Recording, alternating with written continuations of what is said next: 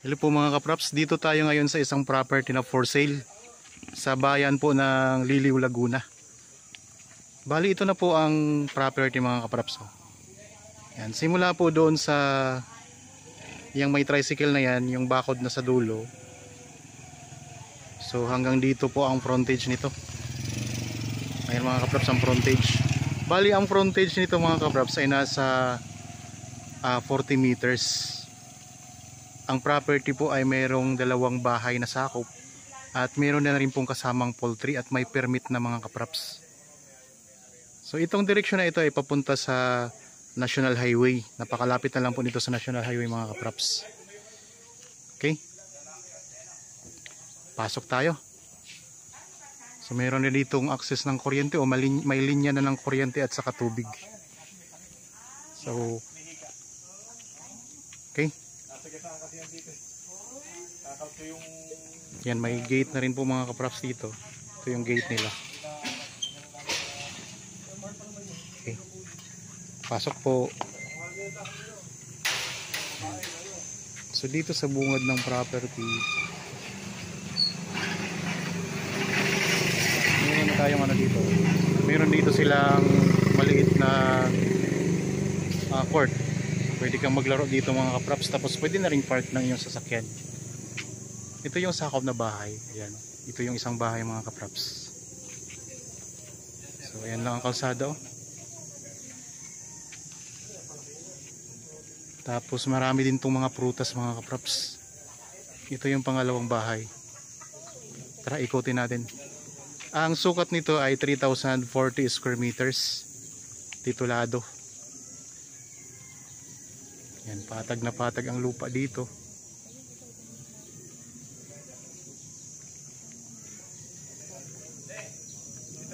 Yung bahay. Para mga kapraps, pupuntahan natin ang loob ng bahay. Yung mangga.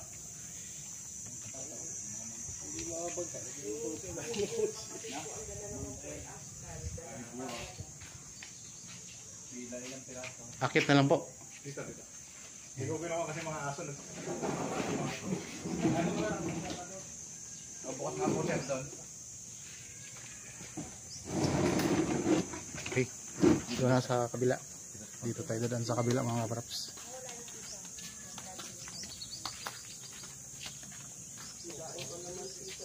Yan, meron ditong pinto sa may harap ng kalsada. Tara, pasok natin. Tingnan natin yung ano. So, ito yung loob ng bahay mga kapraps. Ito yung isang bahay. Yung nasa may bandang kalsada.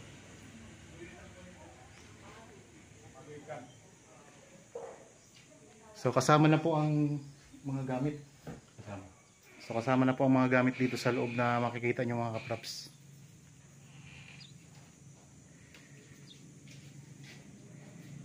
Tapos punta tayo dito sa CR. Tignan natin yung CR nila.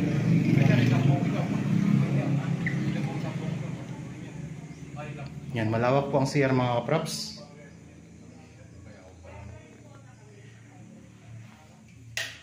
Yan. Tapos dito meron tayo dito mga tanim na mga kalamansi. Daming kalamansi oh. Tapos may space dyan. Pwede nyong gawing park din. Kasi yung court kung may maglalaro doon, pwede nyo itong gawing dito nyo i-park yung sasakyan. Ayan mga kapraps. Okay.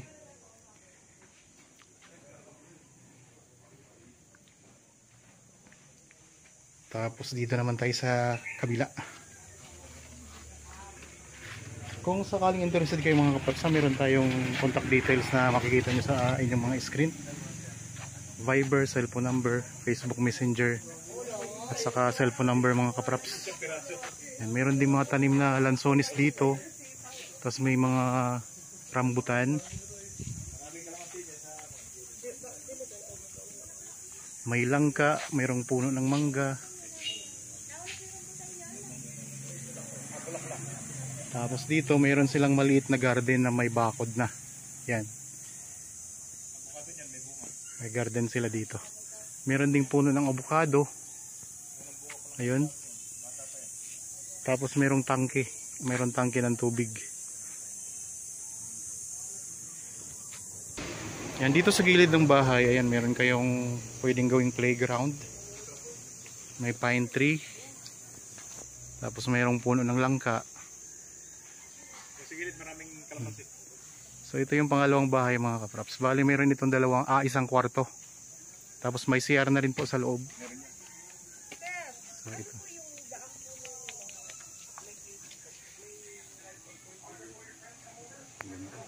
Yan. Ito mga kapraps ang loob ng bahay.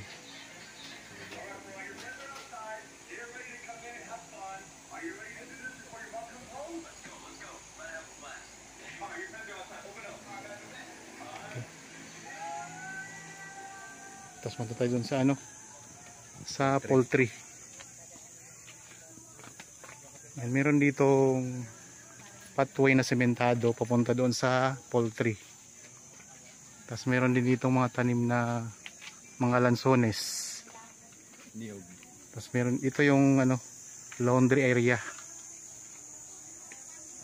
Mayroon na kayong water pump at saka filter ng tubig.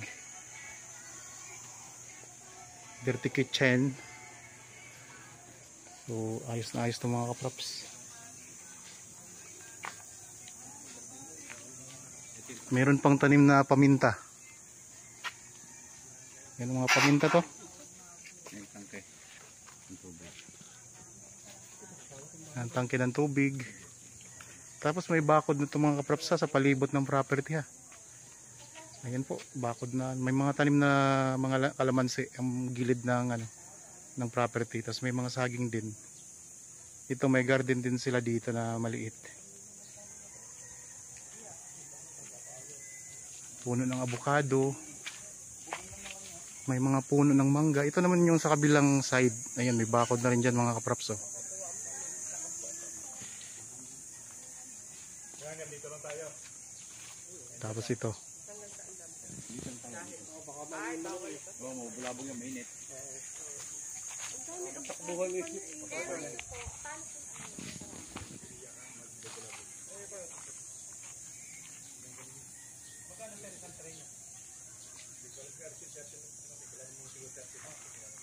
Dito yung pinakalikurang bahagi ng bahay mga kaprops ng property. May rambutan din po sa kalansones. Ito mga kaprops mga tanim na kalamansi. Tapos ang kasamang poultry nito mga kaprops ito. Kasama na rin po ang mga manok na nasa 1,000 po ang bilang. Yan po ay December pa magkakal yan mga kaprops, magiging kal. So dalawa ang housing ng poultry dito. So di lang tayo pwedeng pumasok kasi mabulabog yung mga manok. So ito po ang mga manok mga kaprops yan. So nasa 1,000 pa ang bilang yan. So hanggang December pa po daw yan mga kaprops. Ay tuloy-tuloy pa rin ang pangingitlog yan. Tapos dito sa kabila wala na siyang nakalagay na mga manok. Tapos wala nang bubong yung isang housing. Kung sakaling mabili nyo to, pwede nyo pong pabubungan na. So nabanggit ko naman po kanina sa inyo mga kaprops na mayroon na itong permit para sa poultry. Kaya wala na kayong problema dito. Hindi na kayo mamroblema sa pagkuha ng permit para sa poultry.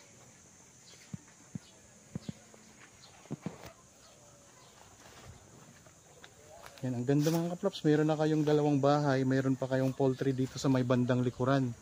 At may bakod na po sa balibot ng property. Yan, ko lang natin. I-zoom lang natin yung mga manok. Yan, so may mga itlog na yan mga kaprops.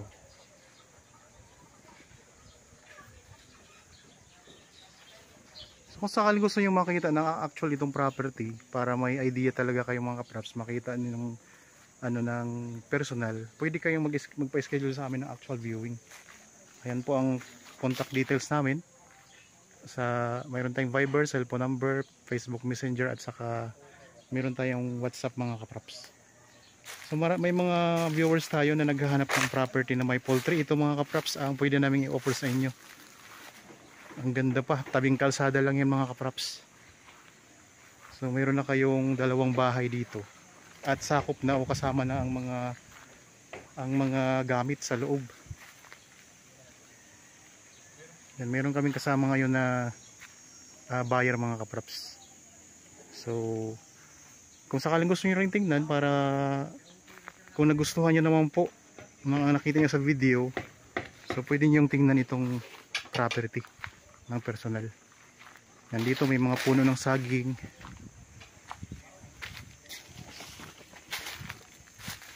Tapos meron din ditong maliit na kubo na sementado, lagayan ng mga gamit. Dito naman meron din kubo na yari sa kawayan. So ang ganda mga kaprops ng property. Kaya kung sakaling nagustuhan nyo, ano pong hinihintay nyo mga kaprops, punta na agad kayo dito para makita nyo ng personal.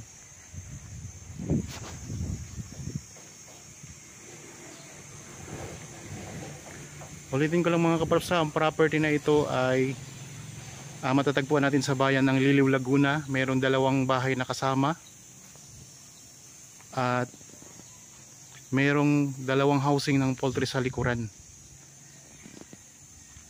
Mayroon ng linya ng kuryente, mayroon ng access ng tubig o linya ng tubig, at ito mayroon silang maliit na court. At marami din pong mga tanim sa loob ng property mga kaprops. May mga lansones, may rambutan, abukado, mayroon ding mga puno ng kalamansi, mangga at mga saging. Kaya maganda to mga kaprops. Mayroon na kayong park na malaki, malawak. Tapos tabing kalsada lang yan mga kaprops. Ayan lang ang kalsada. Tapos yan, may mga kapitbahay na rin kayo dito. Yan, palibot na ito ng bakod mga kaprops ha. Kaya wala na kayong poproblemahin dito sa pagpapabakod. Yan, meron din palang puno ng niyog oh.